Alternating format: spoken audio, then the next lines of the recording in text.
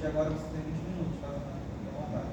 Primeiramente, gostaria de cumprimentar a banda, bom dia, professora Rita, bom dia, professor Igor, bom dia aos demais que estão presentes. Meu nome é Fernando Cardoso Coelho, meu tema é do mensalão ao orçamento secreto, a compra de votos no parlamento como afronta ao Estado Democrático de Direito, teve como orientador Rodrigo Confim. A introdução: o presente trabalho visa demonstrar a relação entre a corrupção política no Brasil e seus impactos na nossa jovem democracia, além dos danos causados à sociedade pelo suborno na busca de apoio parlamentar, além de demonstrar também a violação de princípios constitucionais, tais como a publicidade, legalidade, equidade e transparência, originados pela problemática em questão, principalmente em face do orçamento secreto. Além de falar, obviamente, da importância dos órgãos de controle e fiscalização no combate ao desvio e desperdício de recursos públicos. A pergunta que se faz: por que escolher o tema? Bem, o eminente tema fora escolhido em sede de desvendar as nuances que englobam a corrosão da democracia de dentro para fora, ou seja, decidiu-se demonstrar como a jovem democracia do Brasil vem sofrendo há décadas de uma séria problemática: a compra de votos dentro do parlamento, a usurpação de um dos três poderes pelo outro, o abalo que essa sistemática causa na democracia e os remédios que podem ser usados para estancar essa sangria. Alguns autores foram trabalhados, como o professor e historiador Marco Antônio Villa, Roberto Porto, Pinto Ferreira, José Jair Gomes, Richard Sennett e o constitucionalista José Afonso da Silva, além de outros.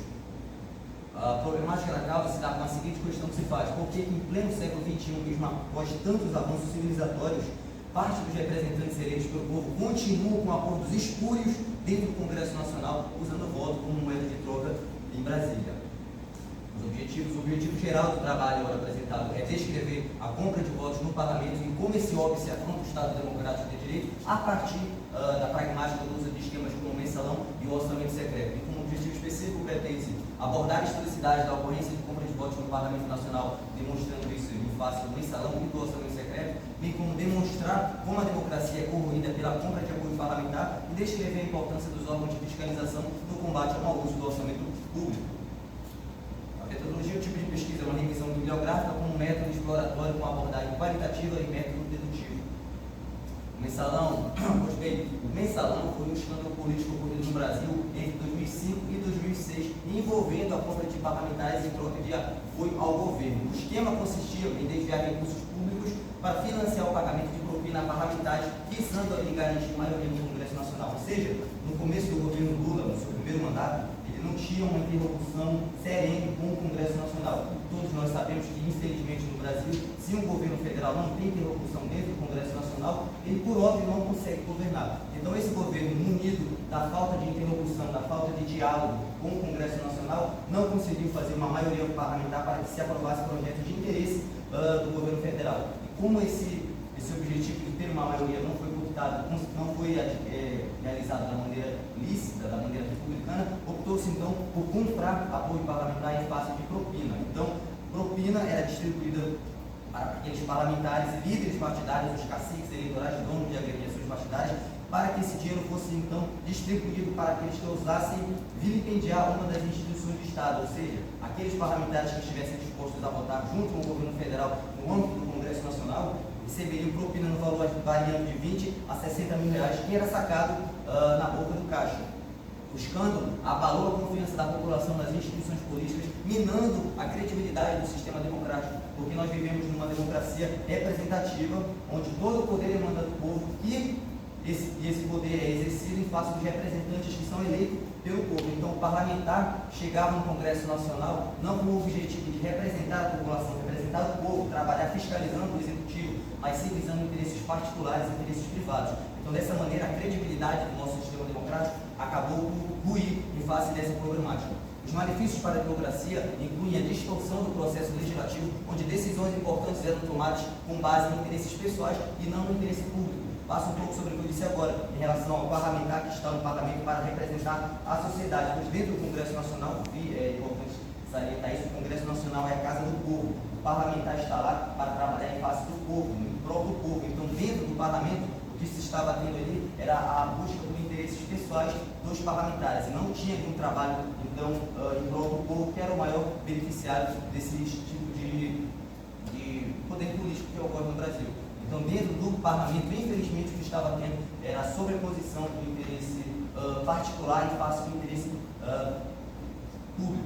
O combate ao mensalão resultou em processos judiciais, condenações e prisões de políticos e empresários envolvidos, demonstrando a necessidade de um sistema judicial forte e independente. Por conta do mensalão, chegou ao Supremo Tribunal Federal o julgamento da ação penal 470, de relatoria do então-ministro Joaquim Barbosa, e esse julgamento acabou por julgar mais de 35 réus, dos quais mais de 25 foram condenados em face desse vexame que ocorrera, infelizmente, no Brasil, onde um dos três poderes do executivo tentou cooptar o poder legislativo, ou seja, machucando assim o Estado democrático de direito e também o sistema de freios e contrapesos, pois uma das funções do poder legislativo é justamente fiscalizar o executivo, mas isso obviamente não poderia acontecer quando um desses poderes estava sendo cooptado ilegalmente por outro.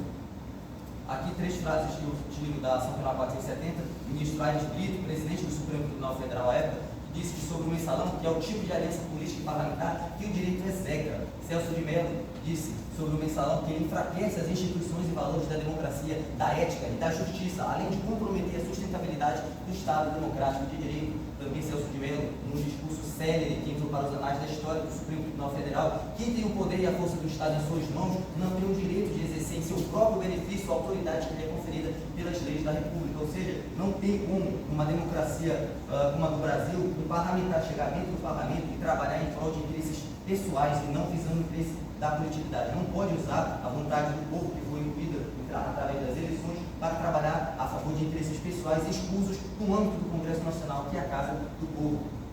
Aqui o orçamento secreto. O orçamento secreto teve origem no Brasil como um mecanismo utilizado pelo governo para direcionar recursos públicos de forma sigilosa, sem ampla divulgação e sem passar pelos processos normais de análise e aprovação. Esse mecanismo é utilizado pelo governo para direcionar verbas para projetos específicos, muitas vezes em troca de apoio político no Congresso Nacional. Ou seja, em face do orçamento secreto, temos a mesma problemática contida no caso do mensalão, onde um governo, infelizmente fraco, sem ter poder de interlocução dentro do Congresso Nacional, por não ter formado uma maioria, uma frente, uma coalizão de partidos e parlamentares dispostos e visando o interesse da sociedade, para conseguir ter essa maioria, acaba buscando meios ilícitos e nada republicanos, como o caso do orçamento secreto, que foi o executivo cedendo uma de suas prerrogativas, que é o controle do orçamento público, para o legislativo em face do relator geral. Ou seja, um relator geral que era um deputado, em parceria, obviamente, com o presidente da Câmara dos Deputados, Arthur Lira, que for apoiado ao cargo pelo chefe do executivo, tinha o controle de bilhões de reais do orçamento público.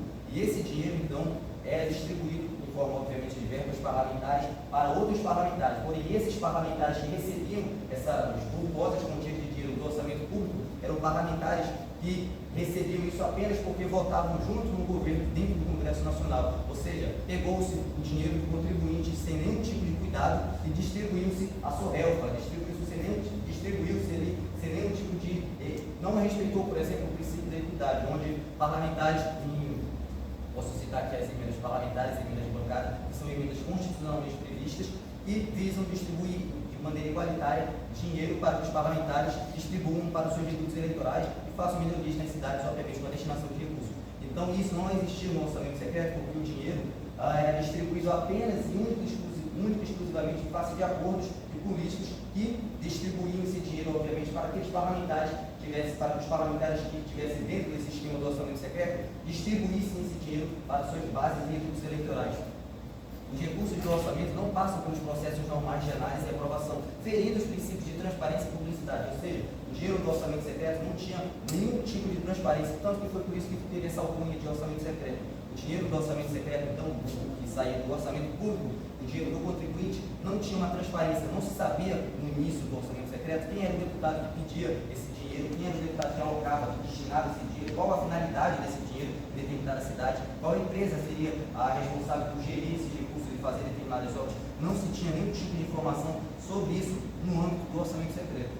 A falta de transparência no uso desses recursos prejudica a fiscalização e o controle social, dificultando a identificação de possíveis desvios, favorecimentos e corrupção. Ou seja, dentro do orçamento secreto, muito se teve notícias, infelizmente, em face de corrupção, quando o dinheiro era destinado sem nenhum tipo de trâmite que pudesse ser seguido para que se soubesse onde ele está sendo usado, quem foi o parlamentar que o exigiu.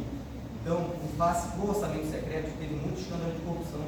Há até hoje investigações no âmbito da Polícia Federal de superfaturamento de preços por conta dessa falta de fiscalização em torno desse dinheiro, que nada mais é que e o dinheiro do contribuinte sendo tratado e distribuído ao bel prazer de uma figura dentro do Congresso Nacional, com o objetivo escuso de obter apoio parlamentar para o governo vigente à época. O orçamento secreto compromete a representação popular, uma vez que os recursos são direcionados de acordo com interesses políticos e não com base nas reais necessidades da população. Ou seja, muitas vezes no orçamento secreto nós tivemos parlamentares destinando quantias vultuosas de dinheiro do orçamento público para setores de determinadas cidades que às vezes não precisavam tão emergentemente daquele tipo de obra. Às vezes era uma praça a quilômetros do centro da cidade que era gerida muitas vezes por empresários que tinham acordos e eram próximos dos parlamentares que estavam destinando aquela verba, porque como não se tinha como fiscalizar, não se tinha como fazer uma ingerência em cima desse recurso, muito acordo espúrio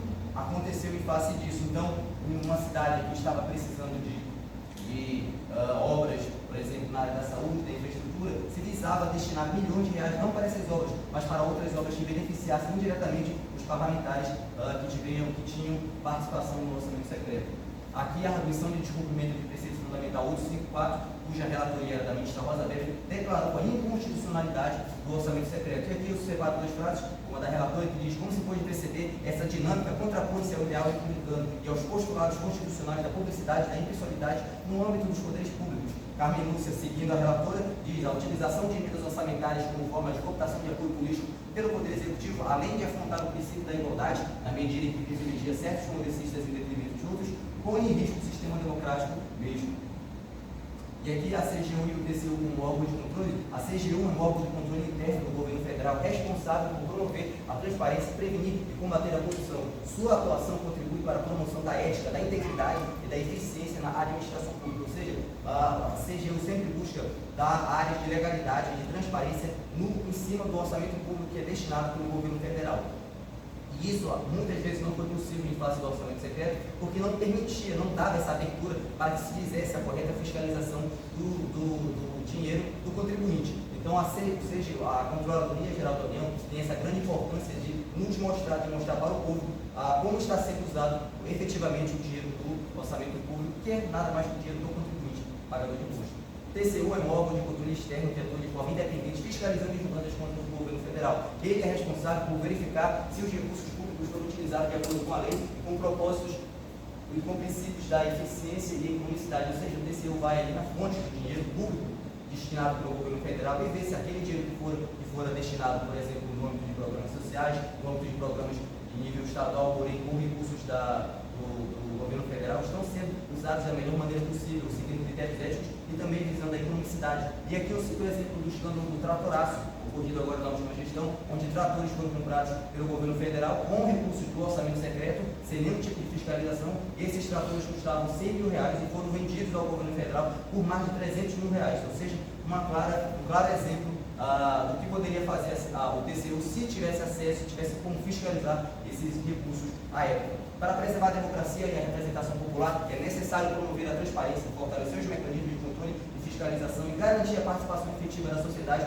na definição e acompanhamento do orçamento público. Não tem como falar em um Estado democrático de direito, não tem como falar numa democracia plena em um país cujos seus representantes tratam do orçamento público, por exemplo, as escusas, na escuridão, ou seja, sem que o povo, que é o principal interessado na destinação correta daquele valor, saiba como está sendo manuseado o orçamento. Então, é de suma importância que se tenha transparência dentro de uma democracia, verdadeiramente democracia, e também é importante órgãos como o CGU e o TCU, além de outros que visam demonstrar como a transparência pode ser benéfica para um país democrático como o Brasil se diz.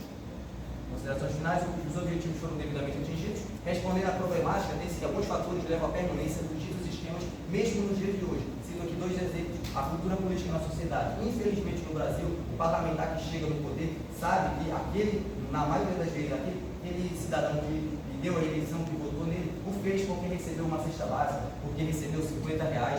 Então, ele sabe que esse tipo de comportamento, que infelizmente é recorrente na nossa sociedade, faz com que ele possa ter todo tipo de atitude dentro do Congresso Nacional ou mesmo em outros estados, porque sabe que aquele que lhe deu a eleição não está ligando para o que ele vai fazer ou deixar de fazer, mas sim só vai estar ligando para o dia da eleição, se ele estará lá com R$50 disponíveis para votar e comprar o seu voto. Então, quando o político sabe que a sociedade não vai fiscalizar o seu trabalho, ele mesmo tem uma liberdade esplêndida para fazer e participar de esquemas como o mensalão e o orçamento secreto. Mas eu atribuo a principal problemática em face do porquê esquemas como o mensalão e o orçamento secreto ocorrem até hoje na política, em face da impunidade, a impunidade do colarinho branco. Ou seja, no Brasil, infelizmente, ainda impera a questão da impunidade do colarinho branco. Ou seja, políticos poderosos, empresários, empreiteiros, raramente são punidos. Mas, porém, entretanto, todavia, vez ou outra, acontece um acidente no percurso do Brasil e acontece ações penais como o mensalão, a ação penal 470, ou mesmo como a finada Operação Lava Jato.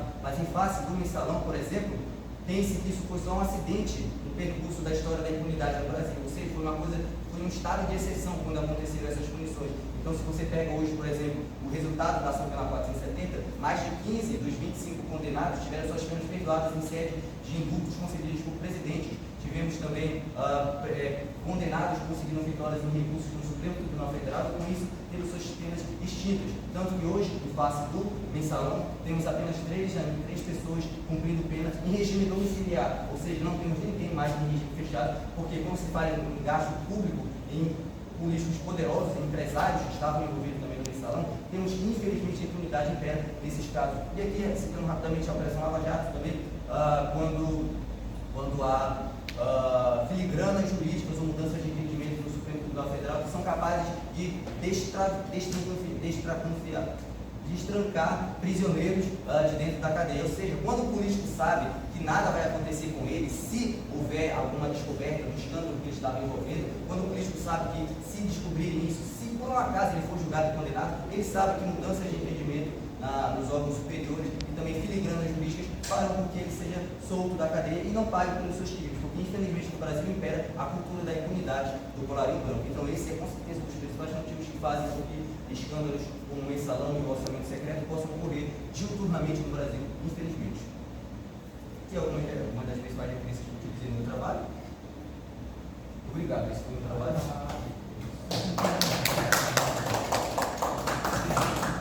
Parabéns, Fernando. Uma ótima apresentação. Respira agora. Está com medo? Dei uma respirada aí. Eu estava